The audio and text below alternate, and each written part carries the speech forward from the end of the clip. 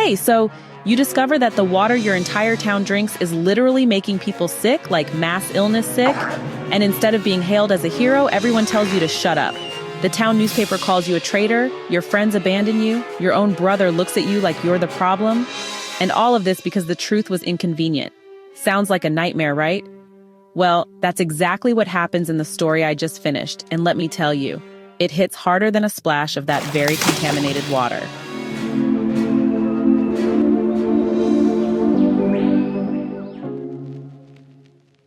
Our story is set in a quaint Norwegian coastal town. Picture seagulls, fjords, and, oh yes, municipal baths. And that's where the drama starts.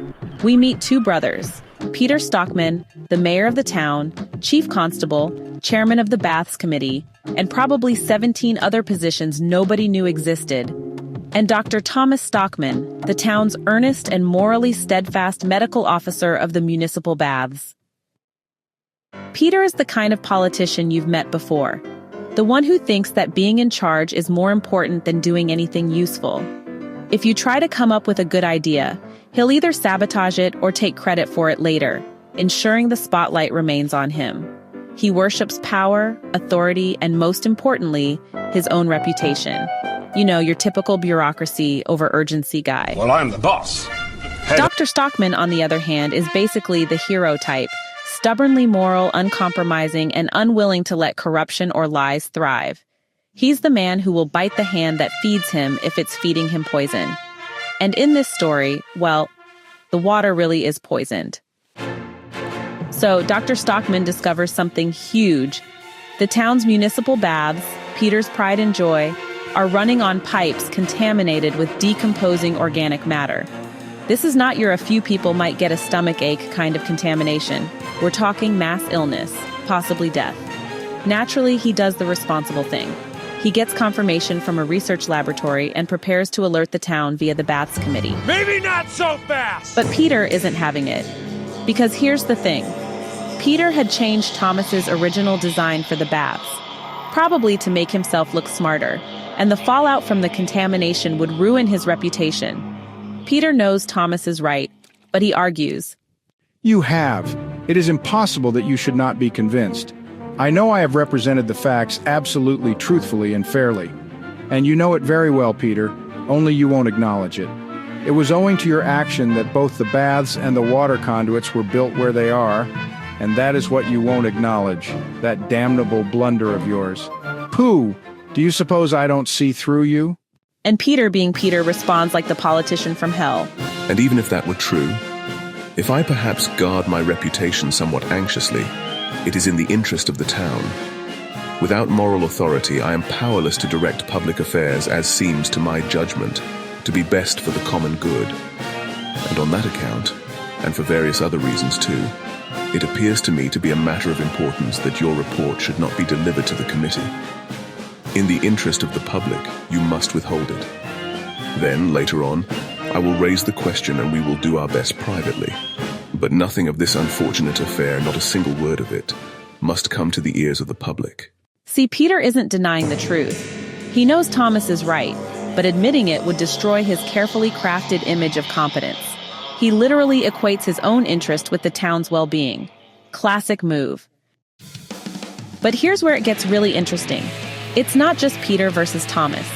The town's influential figures. Hovstad, editor of the People's Messenger, Billing, his sub-editor and Thomas's former ally, and Aslaksen, the printer and chairman of the Householders Association, flip overnight.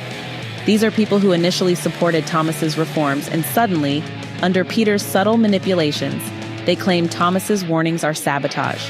Why? Because Thomas's renovations would cost money and temporarily hurt revenue. Basically, the bourgeoisie screaming my wallet. And just like that, the town turns on him. The very people who claim to fight for the common good now lead the charge to declare Thomas an enemy of the people. Let's pause for a moment and talk about Aslaksen because he's painfully familiar. He's the activist who loves protesting, until the authority he encounters face-to-face is involved. Then he demands moderation. Then he chooses his comfort and self-interest over principle. And yes, he's everywhere in real life. friendly liberals who nod to progressive ideas until it costs them a dime or their social standing. Dr. Stockmann, poor guy, still believes in reason. He still trusts that the few supporters he has can convince the broader, socially conscious town that the water is poisoned. But he doesn't realize that the masses can't think independently. They regurgitate what the leaders tell them. And this betrayal in front of Peter and the town forces him to rethink society, democracy, and the nature of public opinion. And this is where Henrik Ibsen's brilliance hits.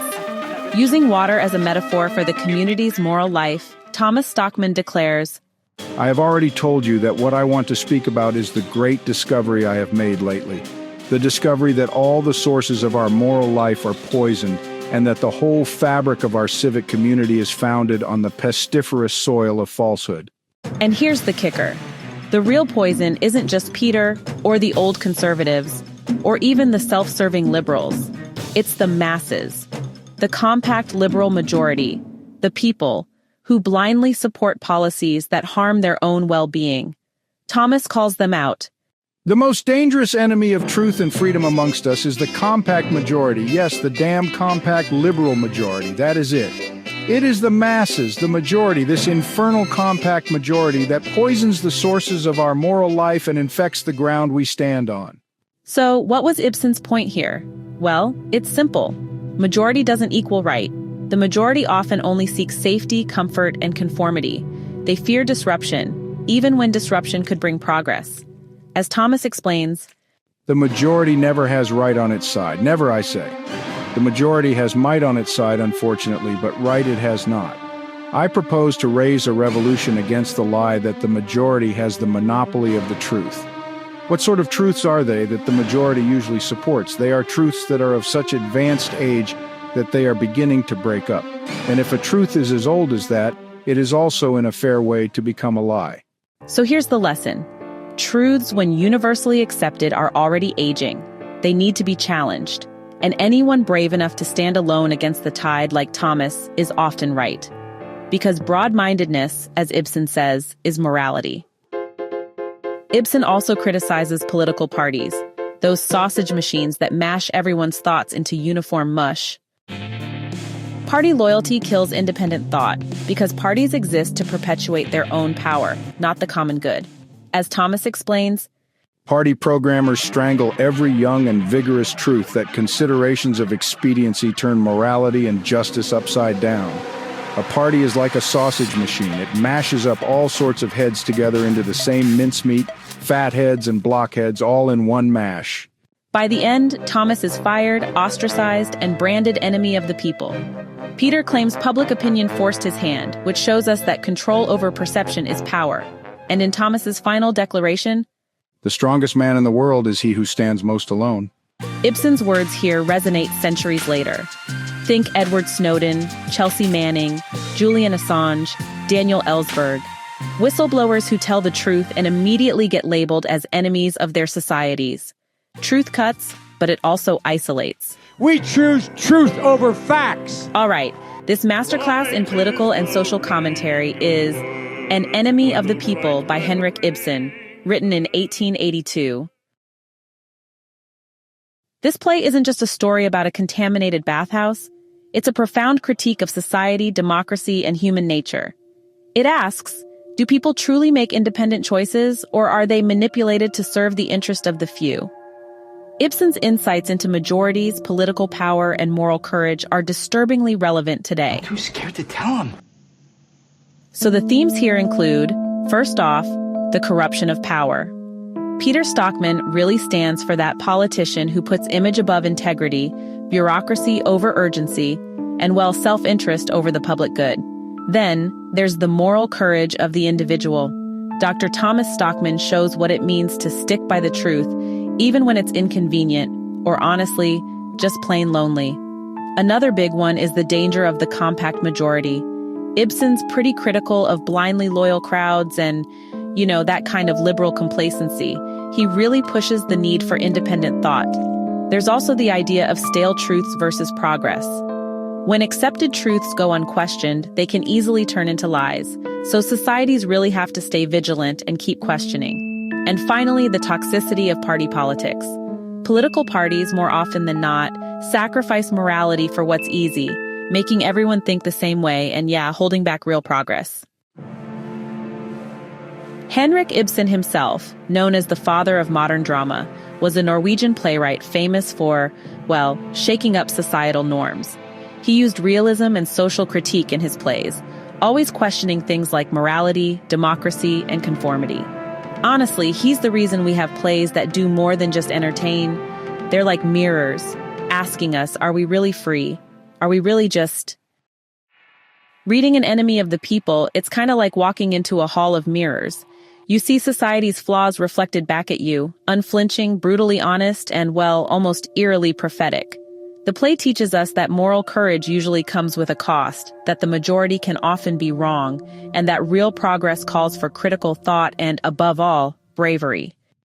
And the humor? Yes, the humor is subtle but effective.